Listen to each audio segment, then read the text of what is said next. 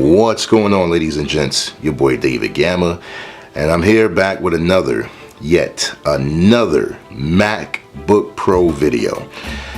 Now, I'm going to reveal what version of the MacBook Pro I decided to purchase. And if you guys seen my other video, I just had it up about a few weeks ago. This is not the same thing. This is another one. And I know you're probably thinking, some of you, that, yo, this guy's a big Apple fanboy. Absolutely not. I have tons of Apple products. I pretty much have a Mac in every room at this point. However, I'm loyal to my needs and my wants. I'm one of those guys that play every console and enjoy everything. You know, I'm not really loyal to any type of brand or product. As long as it suits my needs and wants, I'm cool. So let me put that out there.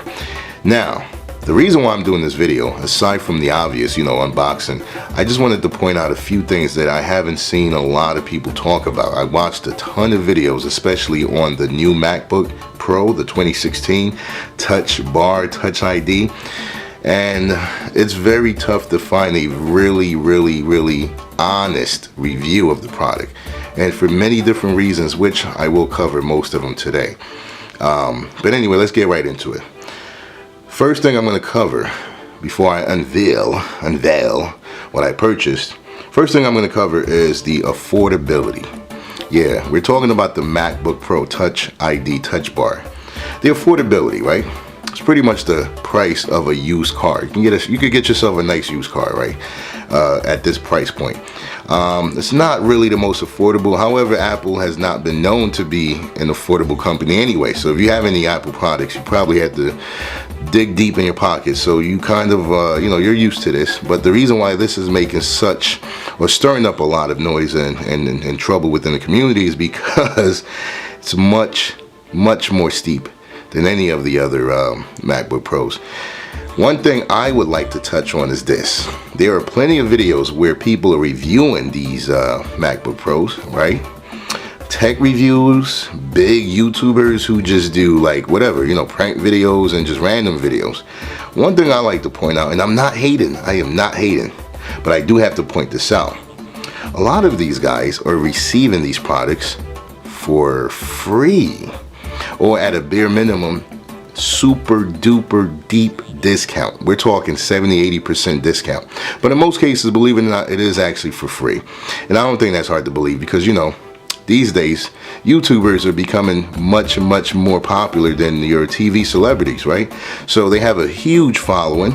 Many people are watching, millions in some cases, and so it makes sense for Apple to say, hey, I'm going to send this guy a MacBook so he can review it to his 10 million plus subscriber base, and, you know, let them know how cool this product is. Now, what happens when you receive something for free? See, as humans, right, we can't be completely honest when it comes to leaving negative feedback or telling the truth about something we really don't like when we did not have to pay for it. That's just the way we're wired. It's going to be difficult. I mean, you can think a Bentley is just overly priced. It doesn't run as smooth as another car. But if you receive the one for free, you're probably going to be playing with the umbrella that comes with it. Or is that the Rolls Royce? Am I mixing it up? But either way, my point is you'll be, you know, just really geeked up about every little feature because you didn't have to pay a dime. And that's kind of what's happening. I don't think a lot of people are pointing that out. It's very important to know that when we're talking about a computer that's $3,500 plus, you know, if you really want to get like the full features, someone should point out that many of these guys are receiving it for free, and they're going to be biased. They're not going to be as honest as you know they should be. I mean, think about, like, this reminded me of the commercial that Britney Spears did for Pepsi. She did a big Pepsi commercial back in the day. She got like $1 million for it. And then later that same month, or at least the same year, she was caught drinking Coca-Cola. Like, really, you know what I mean? Like, do you honestly think that all the celebrities and the big names that represent these brands are only loyal to the brands? Of course not. And I'm just putting that out there because you shouldn't watch YouTube reviews and say, oh, I'm gonna pay $4,500 or $3,000 for a MacBook because this guy that makes prank videos said that it's a cool device. No. So yeah, I just wanted to point that out. The affordability is very, very important. Now, if you're just a normal guy like me, you know, you have your own business or a 9-to-5 or whatever it is that you do, then it does matter how much this device costs, because you're coming out of your pockets, whether you're paying it up front, putting it on credit, however you're getting it, you have to consider the price. Is it worth it? Like literally. Which brings me to our next point. The next point I want to touch on is how innovative is this device. You know, Apple is known for being the pioneer, the front runner in many of the different products that they put out. You know, the new MacBook, a lot of people have complained about the features or lack thereof. You know, the SD card slot being removed. As far as the CD drive, you know, that's been removed since the rent, and a lot of people are not too, you know, they're not tripping too much over that.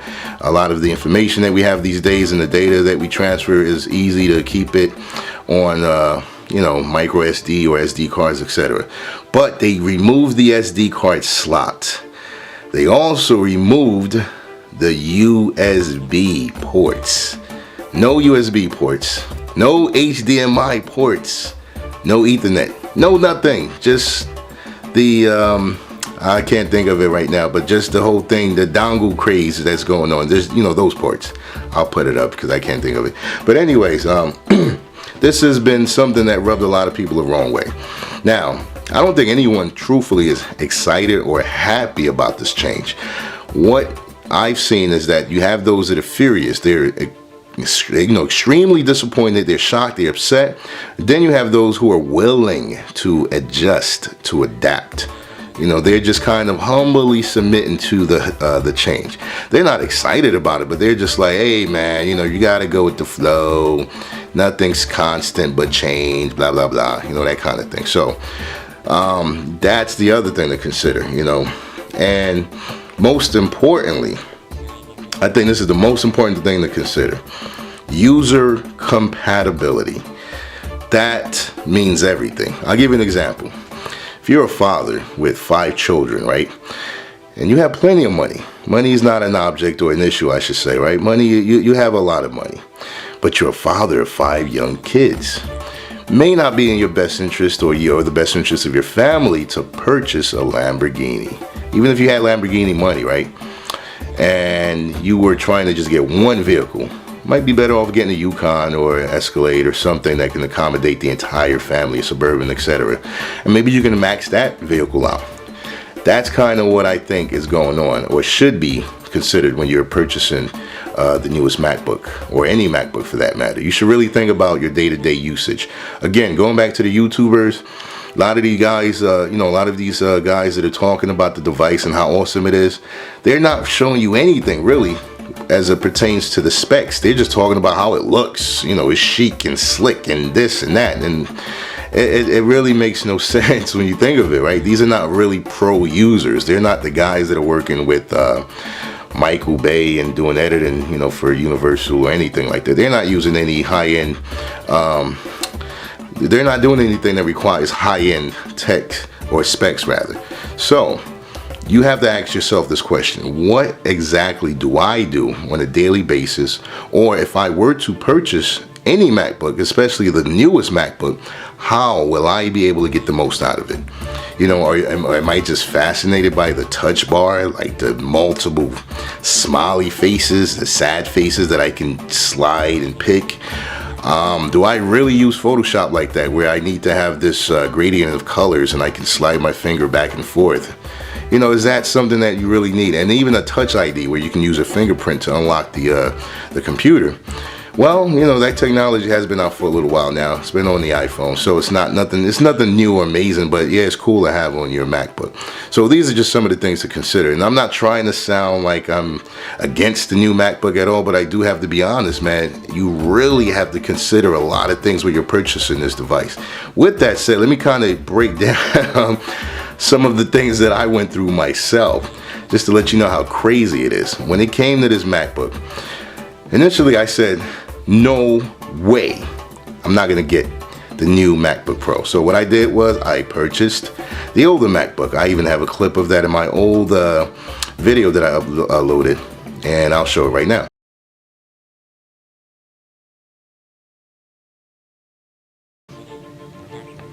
Then, get this, believe it or not, in a crazy sudden move, I decided to return it. One of the reasons I returned it is because I actually purchased a 250, I think it was 256, you know, basically the smallest hard drive that I can get. You know, I've got like a 256 gig hard drive. That was definitely not going to be enough for what I needed it for. I tried to get an external drive, but I really wanted a bigger SSD, you know, to run more things on it. So I returned it. But in the midst of doing that, I said, you know what, maybe I should just kind of follow the herd. I should be a lemon, and I should definitely get the new MacBook Pro 2016. So I did.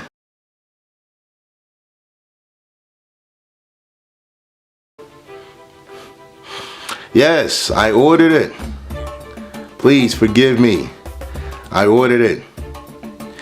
Now, with that said, I received the MacBook, and I'm going to unveil it at this point.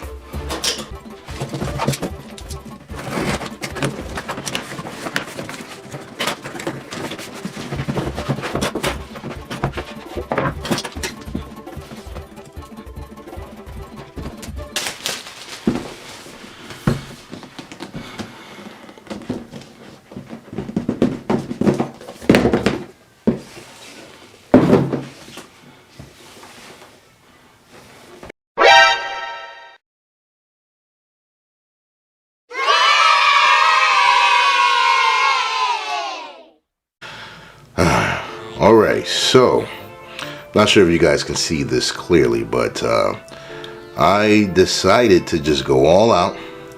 Got the highest flash storage drive that you can get for this particular model, which is the 1 terabyte, and I just maxed everything else out too as well, you know, so I have all the specs are maxed out pretty much for this particular model.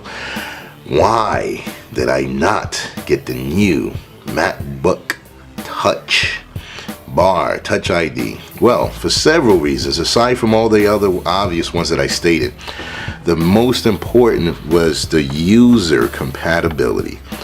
I produce music and I do a lot of video editing.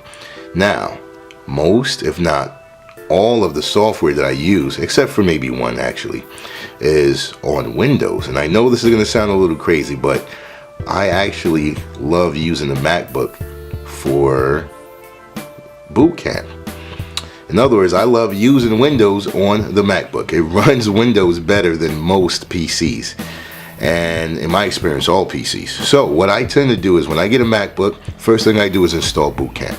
For those of you that don't know, Boot Camp allows you to have a separate partition which is dedicated to Windows. So you're running a true install of Windows. It's not an emulator or anything like that. And one main issue that the new MacBook Pro seems to have, it blows your speakers. One of the drivers, I think it's a sound driver issue, but when you're doing the install, from what I've seen, your right speaker actually goes out. There's plenty of videos on YouTube. You can kind of just quickly look at it, you know, multiple cases of this occurring. I guess not a lot of people use Boot Camp, so you don't hear too many people crying about it, but for those that do, this seems to be more than like a 50-50 chance of running into the issue, and I just can't deal with that, man. So that was the biggest deciding factor for me. It was very difficult. I kept going back and forth, but in the end, I just really had to say to myself, do I really need the new Touch ID and the new Touch Bar for what it is that I do? And the answer was no. No, I don't need it. In fact, like with many products and many companies, the first version is usually always refined and modified within a year or two after its release. I think I have enough patience to wait, sit it out. In the meantime, I still needed a device. This is why I purchased this.